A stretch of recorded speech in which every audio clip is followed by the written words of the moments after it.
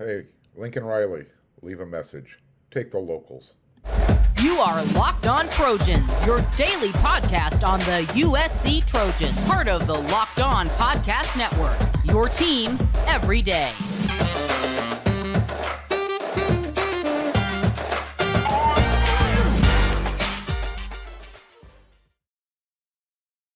Fight on, everyone. I'm your host, Mark Hulkin, and thank you for making Locked On USC your first listen every day.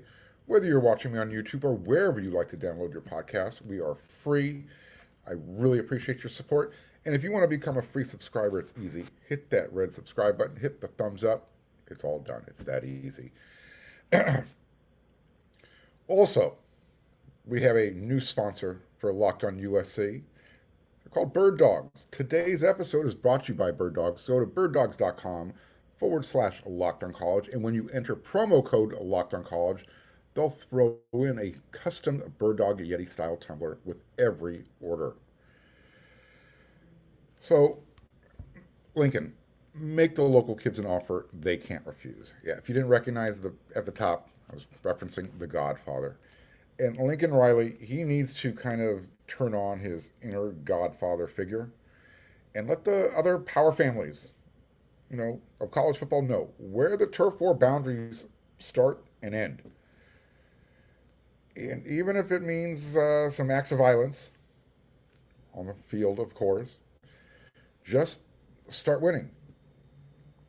Let the Georgias, let the Ohio States, and let everyone else, know that USC's backyard, it's off limits. Don't come around here no more. And you do that by you start winning, and you start looking like a championship team is supposed to look. In other words, resemble a complete team. Now, we're going to go back and use Dylan Raiola's words, very carefully crafted. I'm not saying he chose those words, but he was quoted using them, of why he chose Georgia over USC. So just as you don't expect USC to, go into Georgia's backyard and take their best recruits, well, the same should be said and felt across the country. The Buckeyes, the Bulldogs, they should know that they're going to be getting USC's table scraps. If they want to come into California, Southern California, or the USC market, the western region, they should know that, hey, USC's got first choice. We get with who they don't want or who they can't take. Because obviously, USC can't get all of the top players, and I'm going to focus on defensive players specifically in Southern California. Just not enough room. There's only so many spots available every year on the roster. However, there is room for these guys. I'm talking about players like Aiden Breedlin in the class of 24, Xavier Brown. Those are two of modern day's best defensive players. And then I can bring up their powerhouse, enemies, family over at Bosco. I'll talk about those players here in just a moment. Aiden Breedlin, he's a monster defensive line guy. And these are rare enough commodities in Southern California. They can't be mined and recruited by other programs. When you find those rare gems, they have to stay at USC. You can't go elsewhere. Xavier Brown, defensive back at Mater Dei. He's going to be able to watch Damani Jackson this year, see what how he looks, how he's developing. That's going to play a role in the defensive players who USC is recruiting. If they see development and they see a difference in year two, the optics, the words that have been used, is USC a complete team? That's going to flip. That's going to change. I mean, when was the last time USC had a bigger recruiting class of St. John Bosco players compared to Mater Dei? Not often. This needs to be the year. Mater Dei's, I shouldn't say that the talent that USC is focused on, but Mater Dei is loaded for 2025. St. John Bosco is loaded for 2024. This needs to be the year where USC keeps the Bosco kids. It needs to. Remember the Long Beach Poly 5, where USC got 4 of them. USC needs to get 4 from Bosco this year. And here's the 4 guys. I'm talking about Jordan Lockhart, Kingston Viliamu Asa, Marcellus Williams, and Georgia commit Peyton Woodward. Look, if you like Taka Curtis, then you already have a West Coast version in Viliamu Asa. In fact, he is probably the best linebacker prospect in the country. Jordan Lockhart, his teammate, that might be the best linebacking crew in high school in the country. That guy's always working. During the off season, I mean, every time I see something going on with Jordan, he's doing push-ups in the airport.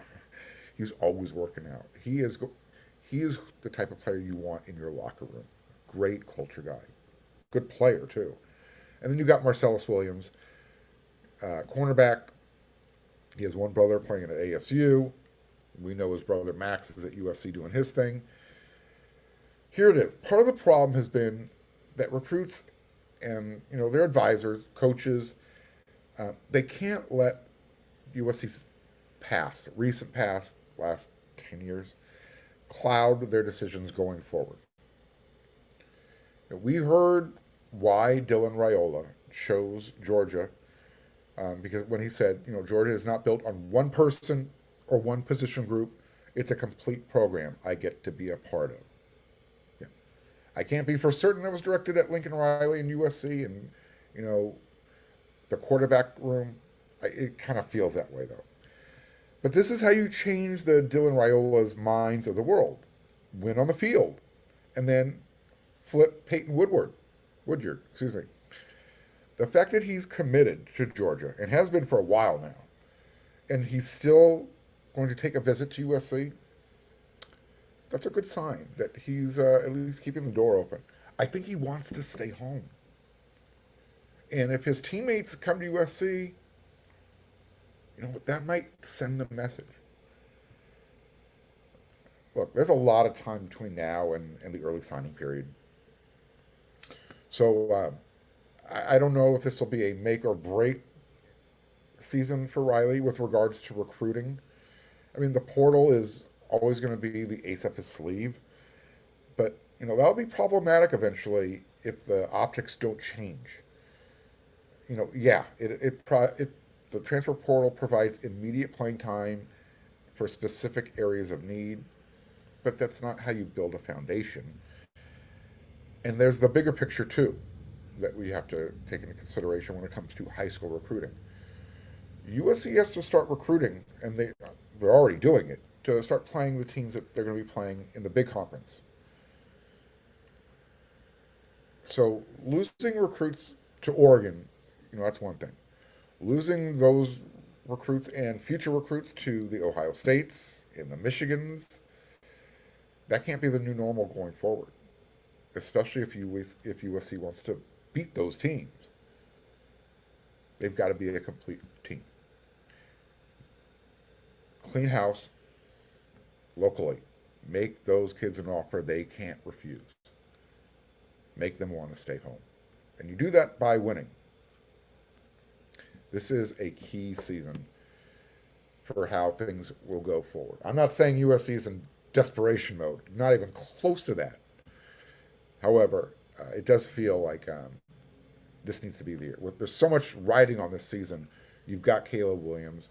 You brought in the right pieces to make it happen.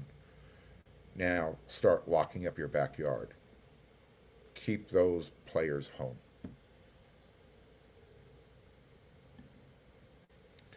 Hey, USC's got I told you at the top, USC's got a new advertisement. Locked on USC has the greatest thing ever since sliced bread as a new advertiser. I'm not kidding. These things are awesome. Bird dog shorts and pants. They fit, when I'm wearing them, like a free bird on the wind. I feel great wearing bird dogs. I mean, guys, comfort below the belt line means everything. We know that. Yes, we do. Bird dogs has these stretchy fabric that make an already great look. I have really good looking legs, but bird dogs, they make them look amazing, and they're comfier than any other pair of shorts or pants I own, without a doubt.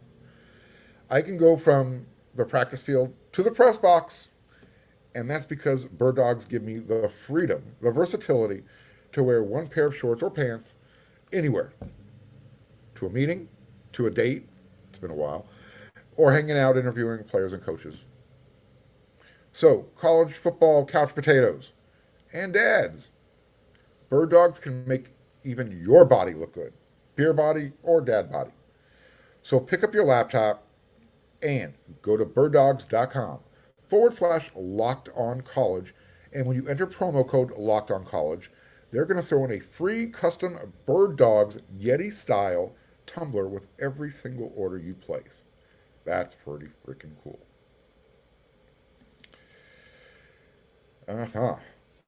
So, it's if I say the words 13-9, an 8-game winless streak, Cade McNown. What about Rick Neuheisel instigating a midfield brawl, or nearly a midfield brawl, because he made USC kick a Bruin team that was already down for the count. Everyone knows what I'm talking about. Called a timeout. Game was over. Made Pete Carroll dial up a play, go deep, touchdown, rub the nose in the dirt. Those are just some of the reasons why UCLA is a challenge for USC. I'm not sure they will be in 2023, though. UCLA, they lost their starting quarterback, Dorian Thompson-Robinson, who had a pretty good year as a senior. They lost their best running back, Zach Charbonnet, who was a beast of last year. At least he was until he played USC's defense, who shut him down, held him below his rushing average per game, as well as below 100 yards per game, which was odd. It just shows you USC had the players to get the job done. When they were focused and they tackled, they were good. So they lost their quarterback, they lost their top running back, they lost their top wide receiver, Jake Bobo. I love saying that name, Bobo. He had 817 yards on 57 receptions. Can you believe, this is true, UCLA has not had a 1,000-yard receiver since 2017, Jordan Lastly. And all they have returning, the guys who they do have returning from last year in their receiving corps, each one of them averaged less than 40 yards per game last season. You want to know why Kyle Ford jumped ship? He saw an opportunity, he took it. And he's going to have a chip on his shoulder when UCLA plays USC, and he's going to have a Chip Kelly in his ear playing some mind games, reminding him, you were good enough to play over there. That's why you're here. But speaking of Chip Kelly, since he arrived at UCLA, his first 2 years, 7-17. Since then, they've gotten better. Last 2 years, they were 20-12. And I know my Bruin friends are, they're still counting on their fingers and toes. Chip Kelly is still below 500 as a head coach at UCLA. He's 27-29. Here's the thing, though. Chip Kelly knows how to call a game. He knows how to run an offense. But he needs to settle on a quarterback. He has a 5-star freshman, Dante Moore. He was there in the spring. He was battling against a transfer. His name was Colin Schlee from Kent State. Last year at Kent, he threw for 2,100 yards and 13 touchdowns. He only completed 59% of his throws. DTR, who wasn't known as an accurate passer going into last year, threw for 70%. Maybe Chip Kelly will have a similar effect on Colin Schlee's career. The other veteran quarterback is Ethan Garbers. I mentioned Zach Charbonnet, he's gonzo. So TJ Harden, he's going to be the guy this year. But, UCLA's issue at running back, I'm sure TJ Harden is going to be good. UCLA, Chip Kelly knows how to put together a running game. They brought in a guy named Carson Steele from Ball State. Depth is going to be UCLA's issue until proven otherwise. And here's the other thing. Chip saw how poorly his defense played last year, so he went out and got a new defensive coordinator. I know USC fans wish Lincoln Riley followed suit. We know that's not the case. So Chip Kelly went out and he got what he considers to be a pretty good defensive coordinator prospect, at least he hopes so, from the Baltimore Ravens. And excuse me, D'Anton Lynn was the safeties coach for the Ravens last season. Baltimore had, I think, the third best defense in the NFL. The Bruins gave up 29 points and over 400 yards per game last year. And that was still better statistically than USC.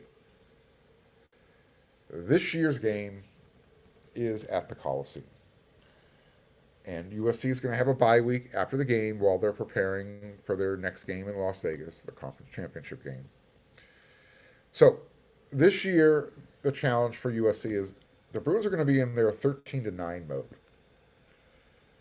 Here's the thing, though. I doubt that Lincoln Riley ever loses a game with the score saying 13-9 when the gun sounds. In fact, to all my Sooner fans out there who enjoy the show, there's a few of you, let me know, what's the fewest points scored by a Lincoln Riley coach team while he was in Norman? I'm curious. I'm also lazy. I didn't want to go look it up. So give me some feedback. Let me know. Again, this UCLA is going to be in upset mode this year. I don't know if they're gonna have enough to compete and contend for the Pac-12 championship. Some pundits think they will. I think they lost too much. And again, this is the third most important rivalry game on USC's schedule. Remember, the totem pole of life is Notre Dame, Stanford, and then UCLA. So that's why this game will be a challenge. It's a rivalry game. And when UCLA sees USC starting to pull away, they get extra gutty somehow, and they most of the time put up a good fight. I don't know if it'll happen this year. I'm kind of hoping this is one of those, well, it won't be 50-0, but I wouldn't mind a 69 to something type of score. Or 66 to, what was that, 66 to 13? Wouldn't mind one of those. So let's say Bronny James stays at USC for more than a year. And let's say the Buckeyes come to the Coliseum in year one. Which sideline is Bronny's dad going to stand on? This is about football. This is not about basketball. Season ticket sales this year are going to, I think they're going to tick upwards. It's Caleb Williams' last season. People are going to, get that last hurrah in and kind of anticipate USC making a run for the playoffs. But I think season ticket sales are going to be skewed when USC makes the move to the big conference a year later. There's going to be an uptick because of the intrigue and the newness of seeing, teams that rarely make trips out west. So games are going to see bigger crowds. Plus, you have, the Big Ten, the big conference alumni that have migrated and have settled west, on the West Coast, Arizona, the western region of the country. They're going to want to see their alma maters play. So remember how Wisconsin fan turned the Rose Bowl into a sea of red whenever they played UCLA? Yeah. The laws of supply and demand are going to raise ticket prices. Remember, USC downsized the Coliseum. It only seats 77.5 now. There used to be a time when a face value ticket for a game, let's say against Oregon State, was $65. But the ticket against UCLA or Notre Dame that same season at the Coliseum, it's usually one or the other, was $125. It made sense. Big game. Price should demand a higher price. That's how it works. So, well, now you're going to have home schedules that don't have Oregon State or the Washington States or Arizona or Colorado. You're going to have home schedules that include Ohio State or Michigan or Penn State or Wisconsin or Iowa or Nebraska. Which one of those games are going to be $65 face value tickets? Now I know inflation's gone up. If the cheapest face value ticket is $85, which one of those are the $85 value games? When Pete Carroll was running Los Angeles, a Trojans game day ticket was literally the hottest ticket in town. It was a hot commodity. There were celebrities on the sidelines as well as seated or standing in the end zone seats. It's not often when you turn around and you see Bruce Willis standing a few rows behind you. I had Thundering Herd season tickets. Detective USC diehard John McClane, he did not. I had better seats that season. So I mentioned Wisconsin fan a minute ago.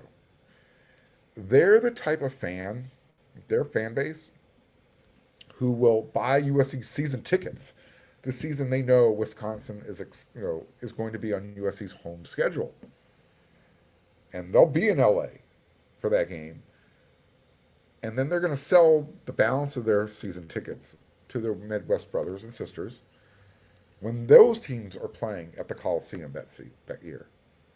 They're going to end up making money on the deal. So this is a new paradigm shift that USC fans are going to have to kind of get in tune with, align themselves with. You want to get season tickets? Don't get shut out because the fan bases from those aforementioned programs are beating you up. Ticket prices are going to go up. And just going to have to get used to it. So there you go. What do you think? How are USC fans going to respond to that? Hopefully in the positive. I can't imagine seeing a Coliseum with more Michigan and Ohio State fans than USC fans. That would be a travesty. I've talked about it happening on the basketball side. That can't happen on the football side. All right, there you go. That's another episode of Locked On USC in the books. I'll be back with another episode again tomorrow because Locked On USC comes at you 5 times a week. Don't forget to hit that bell notification button. And until I come back I want you to make sure you're making Locked On USC your first listen every day. Then head on over to weareusc.com. A lot of recruiting stuff coming up. Keep you updated there too. So until then, everyone, you know what to do.